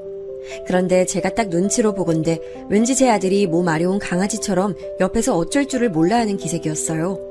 캥기는 지점이 있다는 뜻이었죠. 이윽고 며느리가 자기 가족 얘기를 꺼냈을 때 저는 아들이 왜 그런 기색을 내보였는지 바로 알 것 같아졌습니다. 며느리의 가족은 이상적인 그림에서 벗어나 있었기 때문이에요. 저희 부모님은 제가 중학교 1학년 때 이혼을 하셨어요. 그 이전에도 별거는 좀 하셨었고요. 네? 이혼? 아니 잠깐, 아가씨는 저희 아들처럼 외동이라고 하지 않았어요? 그럼 그 나이에 부모 이혼을 겪으면서 아픔을 함께 나눌 형제자매도 없었겠네요. 학교에서 친구는 좀 있었어요?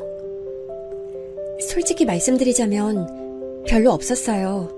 2년 사이에 전학을 3번이나 갔었거든요. 부모님하고 이사 다니느라 그렇게 됐어요. 그 바람에 친구를 사귀기가 쉽지 않았습니다. 부모님의 사이가 좋지 않으셔서 자주 싸울수록 저는 눈치 보느라 점점 조용하고 소극적인 성격이 됐어요. 그래서 새로운 친구들에게 먼저 다가가기도 어려웠고요. 저런, 그런 사연이 있었군요. 그럼 부모님이 이혼을 아예 하신 다음에는 누구하고 살았어요? 모친? 아니면 혹시 부친? 두 분 다 아니에요. 저는 큰 고모 댁에 가서 지냈고요. 고등학교 졸업한 이후엔 이모부의 도움을 받으며 지냈어요. 부모님은 각자 재혼을 하셔서 두 분 다 절 맡으시길 어려워하셨어요. 세상에, 아유 무슨 이런 경우가 다 있어요? 외롭고 힘들었겠네. 진짜로 의지가 되는 곳이 없었을 테죠? 나도 똑같은 상황을 겪어보진 않았지만 그게 뭔진 알아요. 의지할 곳 없고 진짜 내 편이 없는 것 같아서 방황하는 그 심정. 맞아요. 제가 딱 그랬어요. 그래서 저는 제가 늘 뿌리 없는 나무처럼 느껴졌어요. 그러다가 오빠와 연애를 하게 되면서 마음의 안정을 찾게 됐고 결혼까지 꿈꾸는 단계로 왔네요. 너무 부족한 면이 많은 저라는 걸 알고 있어서 부끄럽고 죄송합니다. 고개를 푹 숙이는 그때 며느리의 정수리만큼 그 순간 세상에서 측은해 보이는 건 없었어요. 솔직히 말해서 전 며느리가 마음에 들지 않았어요. 안타깝고 안쓰럽고 그건 분명히 저도 공감했어요. 그러나 왜 하필 이런 사람이 내 아들의 배우자가 되어야 하는가, 이런 것에 대한 불만이었죠. 멀쩡한 사람이어도 탐탁지 않을 판국이었는데 가정 배경에 결함이 있는 사람이라니. 게다가 금전 상황도 역시나 여유롭지 못했고요. 하지만 아들이 저를 너무 애처로운 눈으로 바라보고 있었기에 그걸 실망시킬 수가 없었어요. 또한 며느리가 자기를 뿌리 없는 나무라고 칭한 것이 제 심금을 울려서 여운을 만들어냈습니다. 결국 못 이기는 척 허락을 해주고 말았네요. 그때로부터 딱 8개월이 지난 날짜에 결혼식을 올렸어요. 신혼집은 아들이 출퇴근하기 좋으며 제가 종종 들여다보기 좋은 위치에다가 얻어줬고요. 과연 둘이 잘 살지 그저 소꿉놀이처럼 하고 사는 건 아닌지 걱정됐는데 이때 시어머니께서 건강이 확 악화되셨습니다. 이제 가실 때가 되어서 그러신 거였고 별수 없이 제가 또 곁을 종종 지켜드렸죠. 시어머니를 보고 있자면 옛날 그때 생각이 나서 울컥하며 화가 올라오기도 했고 손자 사랑이 지극하신 분이셨으니 그 점에 감사하다는 생각이 들기도 해서 참으로 애증이 피어올랐습니다. 시어머니께선 예상보다 일찍 돌아가셨어요. 그래도 몇 달은 더 살다 가시겠거니 싶었는데 그때로부터 단 2주 만에 새벽에 돌연 숨을 거두셨습니다. 만감이 교차하더라고요. 이때 아들이 저에게 뜻밖의 위로를 건네었어요. 엄마, 옛날에 할머니 눈치 보면서 사시느라 힘들었지? 나 엄마가 왜 그렇게 어렸을 때 내 칭찬 많이 해주셨는지 다 알고 있어. 내가 잘한 게 없어도 자꾸 할머니만 보고 오면 나를 칭찬해 주시니까 이유가 궁금했는데 크면서 자연스럽게 알게 되더라. 엄마, 고생 많았어요. 우리 아들 그런 말들 알 줄 알아? 그때나 지금이나 어쩜 이렇게 존재만으로도 칭찬받아 마땅할까? 그런데 아들, 왜 이렇게 살이 빠졌어? 혹시 잘 못 챙겨 먹어 그래? 아, 내가 워낙 요리에 재능이 없잖아. 엄마가 하도 요리를 잘하니까 내가 할 일도 없었고. 그런데 세연이도 요리를 별로 못하더라고. 그렇다고 몸에 안 좋은 음식을 자꾸 시켜 먹긴 싫어서 이것저것 간단히만 만들어 먹다 보니까 자연스럽게 살이 좀 빠지나 봐. 겉으론 동조를 해줬지만 제 머릿속에 얼마나 그때 복잡하게 돌아가고 있었는지 모릅니다. 제 아들의 살이 이렇게 쭉 내린 걸 보니까 속에서 열불이 서서히 끓어올랐어요. 마침 계약직으로 근무하고 있던 며느리가 계약이 종료돼서 당분간은 집에서 쉬게 됐다는 것을 알게 됐고 저는 이때다 싶어서 행동 개시에 들어갔습니다. 각종 조미료와 식재료를 챙겨서 아들 며느리 집으로 쳐들어간 것이었죠. 처음에 벨을 눌렀는데 아무 반응이 안쪽에서 없길래 그냥 도어락 비밀번호를 제가 치고 들어갔어요. 그랬다가 현관 쪽에서 걸어 나오고 있던 며느리와 딱 마주쳤습니다. 씻고 막 나온 모양인지 며느리는 젖은 머리카락에 수건을 두르고 있었어요. 아, 네가 씻느라고 벨 울리는 소리도 못 들었구나. 난 또 집에 있으면서도 일부러 없는 척하는 건가 했네. 네? 제가 그럴 리가 없잖아요. 하필 욕실에 있어서 빨리 못 나와본 것뿐이에요. 너도 참 왜 그렇게 놀라고 그래? 그냥 농담한 거 가지고. 내가 문 열고 들어왔으니까 됐어. 이것 좀 부엌에 같이 옮기자. 두고두고 유용하게 쓸만한 것들로 엄선해서 가져왔으니까 오늘 싹 소분해 놓으면 앞으로 때마다 잘 쓰기만 하면 돼. 대파, 양파, 마늘, 고춧가루... 아, 정말 요리에 꼭 들어가는 것들만 가져오셨네요. 저기 그런데요, 어머님. 저희 집 현관 비밀번호는 어떻게 알고 들어오셨어요? 어떻게 알았겠니? 네가 안 알려줬으면 다른 방법이 하나밖에 더 있겠어? 우리 아들이지. 네가 이제 당분간 집에 있을 테니까 같이 시간 보내면서 요리 연습도 하고 사이좋게 지내라면서 우리 아들이 엄청 기쁘게 말하더라. 제가 일부러 활력을 담아 말을 해줬건만 며느리는 조용하게 배시시 웃을 따름이었어요. 원래 성향이 차분하겠거니 싶어서 그런 건 그냥 뒀네요. 같이 식재료를 잘게 썰어서 소분한 뒤 냉동실에 보관하는 작업을 하는 와중에도 저만 이러쿵저러쿵 떠들었을 뿐 며느리는 조용했어요. 경청은 하는 것인지 제가 지시를 하면 곧잘 따르더라고요. 그리고 제가 요리도 한번 시켜봤죠. 지금 아무거나 해보라고요? 제가 오빠한테 식사로 해줄 수 있는 요리로 아무거나요? 그래, 그게 뭐 어렵다고 자꾸 반문을 하니? 아무거나 뚝딱 하나 만들 수 있는 걸로 해봐. 내가 그러면 딱 보고 먹어보고 어떤 수준인지 판명해줄 테니까. 며느리는 난감해했지만 이내 휴대폰을 보면서 무언가를 만들기 시작했어요. 저는 그동안 부엌 선반 정리를 했고요. 신혼집인데도 그 사이에 뭔가 식기들의 정리가 고르지 못하게 된 것에 제가 탄식을 하며 싹 새로 정리를 했는데 그게 민망했는지 며느리가 어색하게 웃더라고요. 이윽고 며느리가 만들어낸 요리를 봤는데 웬 참치 통조림으로 고추장과 쌈장 등이 혼합된 특이한 양념장을 만들었더라고요. 얘 세연아, 너 이게 뭐니? 요리를 아무거나 하나 만들어 보라니까는 웬 양념장이야? 아, 이게 요새 엄청 유행하고 있는 양념장인데요. 그 어떤 쌈에 싸먹어도 맛있어서 밥도둑이에요. 물론 그냥 밥하고만 비벼 먹어도 맛있고요. 유행? 어디서 유행하는데? 네가 핸드폰으로 찾아본 인터넷에서?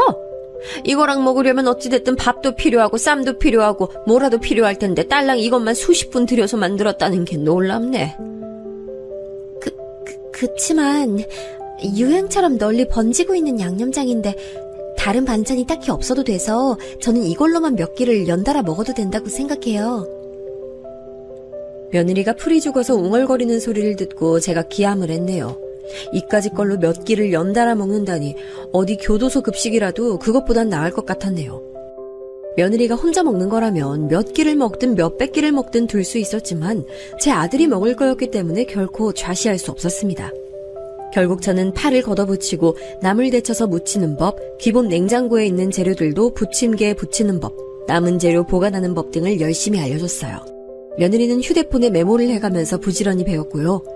비록 알려주느라 힘이 들긴 했어도 며느리가 잘 배우는 걸 보니까 뿌듯하더라고요. 저는 딸이 없었기 때문에 만약에 딸이 있었다면 이랬을까 싶은 생각도 들었습니다. 그리고 며칠 뒤 제가 외출을 나갔다가 동선이 그쪽하고 맞아서 아들 며느리 집에 들러봤어요. 배를 2번 누르고 나서 도어락을 제가 비밀번호 치고 들어갈까 말까 고민하고 있는 사이 문이 열렸습니다. 며느리가 부시시한 모습으로 저를 맞아줬죠. 세상에나 마상에나, 너 설마 지금까지 잔 거야? 지금 시간이 몇 시인데 해가 중천 뜬 지도 오래야. 이렇게 늦게까지 자다니 너 어제 몇 시에 잤길래 이러니? 어머님 오셨어요. 그게 제가 외국에서 하는 프로그램을 보다 보니까 시차가 있어서 그게 여기 시간으로는 새벽 4시에 끝나더라고요. 다 보고 잤더니 일어나는 게 조금 늦어졌네요. 아니 뭐 그런 걸 챙겨보는 게 다 있어. 너 그러면 당연하게 우리 아들 아침밥은 건너뛰었다는 거네? 그런 쓸모없는 프로그램은 대체 왜 보는 거야? 너 혼자 사는 것도 아닌데 그런 건 좀 안 보고 살았으면 좋겠네. 집에 시리얼이랑 오트밀 사다 놓은 거 있어서 오빠는 아침에 그거 알아서 먹고 출근했어요. 그 외국 프로그램은 매일 하는 게 아니고 시기가 정해져 있어서 딱 그때만 하고 끝나요. 어쨌든 늦게 일어나서 죄송합니다.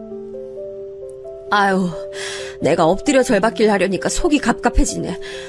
너 아직 그럼 식사도 아직이겠네? 잘됐네. 뭐 좀 만들어 먹자. 넌 나물 한 가지만 무쳐봐. 나머진 내가 다 할 테니까. 지난번에 알려준 것도 있으니 그까짓 거 무치는 건 일도 아니라고 여겼어요.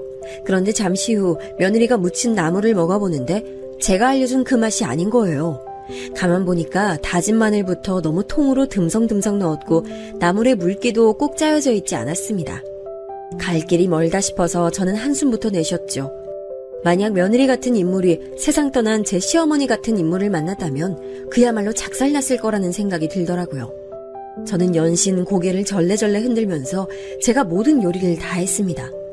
밥을 먹으면서도 저는 며느리에게 부엌 살림에 대해 전반적인 설명을 해줬고요. 며느리가 주의 깊게 들어줘서 고마웠네요.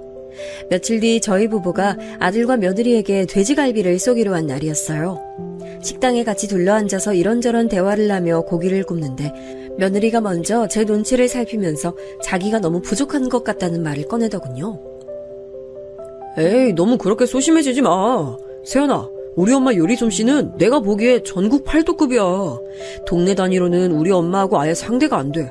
이런 수준인데 네가 우리 엄마의 요리 솜씨를 못 따라가는 게 당연하지. 그러니까 따라갈 욕심 부리지 말고 차근히 배울 생각만 해. 역시 어머니가 너무 뛰어나신 거지. 어쩐지 내가 따라가기가 어렵더라. 어머님, 저는 손끝이 원체 야무지지가 못해서요. 요리 솜씨를 따라잡는 건 지금은 힘들 것 같고 메뉴 하나씩 정도로만 배워나갈게요. 아들이 싱글벙글 웃으면서 말하는데 며느리는 상당히 멋쩍다는 표정을 지으면서 말을 받았어요. 며느리 표정이 어두운 게 마음에 걸렸지만 저는 제 아들이 다정하고 사려 깊다는 것에 초점을 맞추기로 했습니다. 제 길을 살려주는 존재는 역시 아들이 최고였어요. 저는 그 이후로 몇 번 더 아들 며느리 집에 방문했다가 그때마다 며느리의 요리 실력에 갸우뚱하게 됐고 아예 그냥 제가 반찬을 직접 만들어서 가져다 주는 것으로 노선을 틀게 됐어요. 요리에 통달하는 건 나중 일이고 지금은 생긴 반찬을 적극적으로 잘 활용하면서 지내기만 해도 괜찮을 것 같더라고요. 그렇게 생각한 저는 매번 3가지에서 많으면 5가지 종류의 반찬을 만들어 아들 며느리 집에 찾아갔어요. 가짓수는 여러 개로 유지하되 양은 적게 만들어서 최대한 신선한 상태일 때 다 먹을 수 있도록 했죠. 집밥을 워낙 좋아하는 아들은 출근 전 아침과 출근 후 저녁에 제가 만든 반찬으로 밥을 먹으며 만족해했습니다. 일주일에 2번 내지 3번을 꼬박 방문했었네요. 어떤 날에는 간 김에 냉장고 청소도 제가 싹 해줬어요. 이런 굳은 일을 제가 해줘야 며느리가 편해지고 또 제가 하는 걸 보면서 자기도 배울 거라고 생각했죠. 어머나 세상에 이거 막장통 봐봐라. 응? 가장자리에 곰팡이 피기 시작한 거 보여? 그러네요. 막장에 벌써 곰팡이가 필 줄이야. 전혀 예상 못했어요. 모르고 먹을 뻔했네요. 어머님 감사해요.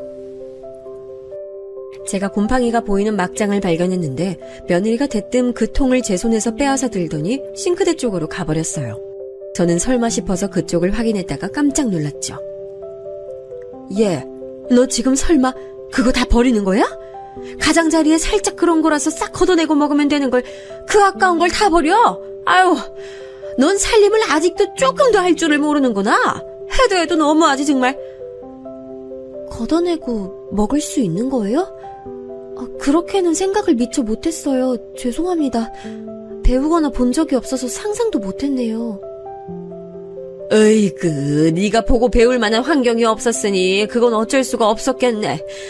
아유, 이래서 부모가 제때 자식 교육을 시키는 게 중요한데 가정 환경이 불안정하면 어떤 식으로든 이렇게 티가 나게 돼 있어. 저는 아까운 막장을 떠올리며 혀를 끌끌 찰 수밖에 없었어요. 하나부터 10까지 답답한 점 투성이인 며느리였지만 시간이 지나면 언젠간 달라지고 발전하겠지 하는 희망을 품기로 했습니다. 며느리가 살림꾼의 면모를 갖추게 되고 아들과 사이좋게 잘 지내고 그 사이에서 떡두꺼비 같은 자식만 낳는다면 전 더 이상 바랄 게 없을 것 같았죠. 이미 버려진 막장 어쩔 수 없으니 다음엔 그러지 마. 냉장고 정리도 다 했으니까 난 가마. 땅콩 조림은 오늘 내일까지 다 먹어야 하니까 잊지 말고. 넌 음식 가리지 말고 특히나 잘 먹어야 돼. 그래야 아들을 잘 낳지. 이것저것 가리면서 새침하게 굴면 아이도 잘 안 들어서고 낳아도 딸 낳는 거야. 이게 낭설인 것 같지만 내가 보기엔 영 근거 없는 건 아닌 것 같으니까 지키면서 살면 나쁠 거 없잖아. 안 그래? 아들을 낳은 입장으로서 제가 유쾌하게 웃어젖혔는데 며느리는 작게 미소 짓는 것으로 화답을 마무리하더군요. 부디 숫기 없는 이 며느리가 제 아들하고 둘이 있을 때만은 과감하기만을 바랐네요.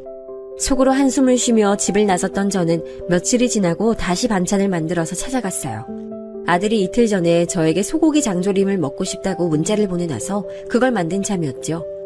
일단 벨부터 눌렀는데 응답이 없더군요. 그래서 도어락 비밀번호를 치고 들어갔어요. 그러자 안방에서 며느리가 부스스하게 나오더라고요.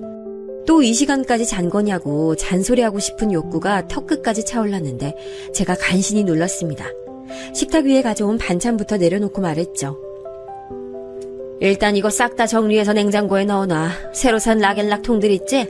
3번에서 그거 꺼내다가 양 맞춰서 나눠 담고 예쁘게 정리 시작해.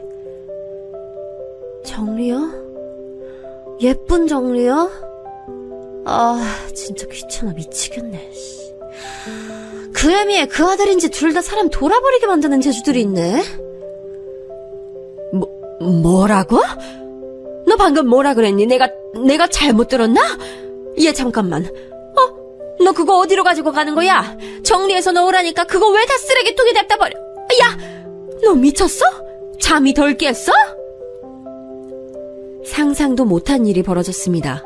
갑자기 며느리가 믿기 힘든 내용을 중얼대며 다가오더니 제가 가져온 반찬들을 쓰레기통에 휙 버려버린 겁니다. 너무 어이가 없고 화가 나서 그 순간 제 머리가 핑 돌더군요. 눈에 힘이 들어가서 며느리를 쳐다봤는데 제가 움찔하고 말았어요. 저와 달리 며느리는 너무나도 평온한 기색이었고 무표정하게 저를 바라보면서 한마디 하더군요. 이딴 거 해달라고 바란 적도 없어요. 귀찮아 죽겠으니까 그냥 가세요. 가시라고요. 너 갑자기 왜 이러니? 사람이 돌변해서 이러니까 내가 어이가 없어서 상황이 안 믿기네? 못 들으셨어요? 가시라고. 꺼지라고. 제발 나가달라고. 아, 제가 무릎이라도 꿇어야 나갈래요? 며느리의 발언에 저는 속이 차갑게 식는 것을 느꼈고 일단 이 자리에서 벗어나는 게 맞다는 판단이 섰습니다. 며느리는 눈도 깜짝 안 하고 가만히 저를 쳐다보고 있었어요. 반찬 주러 갔다가 난데없이 봉변을 당한 저는 억울하게 나가야만 했습니다. 집으로 돌아가려는데 황당한 분노로 숨이 턱 막히더군요. 그래서 아들에게 장문의 문자를 전송했습니다. 제가 방금 겪은 도저히 믿을 수 없는 상황에 대해 말입니다. 도저히 아들에게 알리지 않을 수가 없었죠. 이런 무서운 인물과 제가 제 소중한 아들을 결혼시켰다니 저는 엄마 실격인 것 같아서 너무 속상했어요. 자책을 하며 하늘을 올려다보고 있는데 잠시 후 아들에게서 전화가 왔습니다. 분명 며느리의 만행에 깜짝 놀라서 화가 난 상태일 거라고 믿었어요. 그런데 아들의 목소리가 가라앉아 있더군요. 엄마, 안 그래도 내가 할 말이 있었는데 요즘 회사 일도 정신이 없고 해서 내가 엄마한테 얘기하는 걸 깜빡했어. 세연이하고 내가 일이 좀 있었거든. 아들, 목소리가 왜 그래? 그럼 둘이 설마 싸워서 냉전 상태였어? 내가 안 좋은 시기에 세연이 심기 건드려서 아까 그 사태가 난 거야? 아니 엄마, 그것도 그건데 근본적으로 세연이하고 내가 싸운 이유는 엄마 때문이에요. 나 때문이라니 갑자기 그게 무슨 소리야 우리 아들. 엄마 괜찮으니까 머뭇거리지 말고 정확히 다 얘기해줘봐. 나 때문이라니. 나 때문에 부부싸움을 해온 거야? 엄마가 자꾸 집에 불쑥불쑥 찾아오고 집안 활보하고 아무데나 다 뒤적거리면서 참견하고 매번 잔소리 늘어놓고 이러는 것들, 세연이는 그게 너무 싫었나 봐. 워낙 예민하고 섬세한 성격이기도 해서 그걸 부담스러워했고, 난 우리 엄마가 좋은 의도로 그러시는 걸 나쁘게 받아들이지 말라면서 세연이한테 맞서느라 우리가 계속 몇 번 다퉜어. 그래도 나는 어쨌든 사랑하는 우리 엄마 편이라서 세연이가 변해야 한다고 생각했는데 이틀 전에 말다툼하다가 알아버린 거야. 세연이가 스트레스를 너무 많이 받아서 정신과 약 복용하고 있다고. 하마터면 저는 핸드폰을 손에서 떨어뜨릴 뻔했네요. 저로 인해 지난 몇 달간 참고 또 참아온 며느리가 정신과 약까지 복용 중이라는 사실은 엄청난 충격이었습니다. 손이 덜덜 떨려왔어요. 아들이 한숨과 함께 털어놓은 내막, 며느리는 불우한 가정환경을 겪었던 탓에 자기만의 공간, 안식처 이런 개념에 아주 예민한 사람이었던 겁니다. 그렇기에 제가 며느리만이 온전히 누릴 수 있는 시각에 멋대로 없이 예고도 없이 늘 쳐들어갔던 게 화근이 됐나 봐요. 이혼한 부모 양쪽에게서 버림을 받았던 며느리는 늘 인내하면서 어른의 눈치를 보고 참는 것이 능사라고 익혀왔기에 저와의 관계도 좋게 출발하고 싶어 참아왔던 모양입니다. 이젠 너무 지치고 힘들어서 세연이 다 포기하고 싶은 생각까지도 든다고 하더라. 근데 난 또 세연이가 너무 비약적인 말을 하는 것 같아서 공감이 안 가는 거야. 난 엄마의 사랑만 듬뿍 받고 자라서 솔직히 세연이의 그런 정신적 아픔을 모르겠더라고. 근데 약 먹고 있다고 밝히는 세연이 표정이 정말 세상의 허물을 다 끌어안는 모습이었어요. 엄마, 나 어떡하면 좋을까? 우리 아들, 우선 절대 자책은 하지 말고 우리 아들 잘못 아니니까 다 엄마 잘못이니까 엄마가 해결할 거야. 엄마가 미안해. 저는 속사포처럼 아들에게 대답한 후 도망치듯 전화를 빨리 끊었어요. 아들의 전화를 제가 먼저 끊은 것은 이때가 처음이었습니다. 그리고 아파트 놀이터 구석에 주저앉아 가슴을 치며 오열했습니다. 이날 이때까지 인생을 살아온 저라는 존재가 결국 이 정도밖에 안 됐다는 것. 저도 결혼하고 나서 시어머니 때문에 정말 하루에 10번도 더 죽고 싶을 때가 많았고 남편 또한 그때 도움 하나 안 되는 존재였기에 정신을 놓아버릴 것만 같았는데 그 과정을 지나왔던 제가 며느리에게 똑같이 괴물 같은 시어머니가 되어버렸다는 것. 사이 좋지 않은 친정 식구들을 둔 탓에 피를 나눈 가족에 대한 묘한 갈망과 갈증을 가지고 있는 제가 온전한 가정의 울타리 없이 부유하며 살아온 며느리의 아픔을 조금 더 들여다보지 못했다는 것. 마지막으로 제가 제 목숨보다 귀하게 여기는 아들의 결혼 생활에 제가 오점을 남기고 말았다는 것. 이 모든 것들이 제 안을 소용돌이치면서 절 울부짖게 했어요. 왜 저는 이다지도 단편밖에 못 보고 사는 인간인 것인지 스스로가 너무 옹졸하게 느껴졌습니다. 이 서글픈 죄책감을 어떻게 해야 현명하게 털어낼 수 있을지 모르겠어요. 며느리와 허심탄회한 대화를 나누어 보고 최대한 며느리가 원하는 쪽으로 제가 맞춰줄까 싶은데 이것 또한 저의 오판일까봐 겁이 납니다. 이 상황에서 제가 어찌해야 가장 현명한 길을 걸어갈 수 있을까요?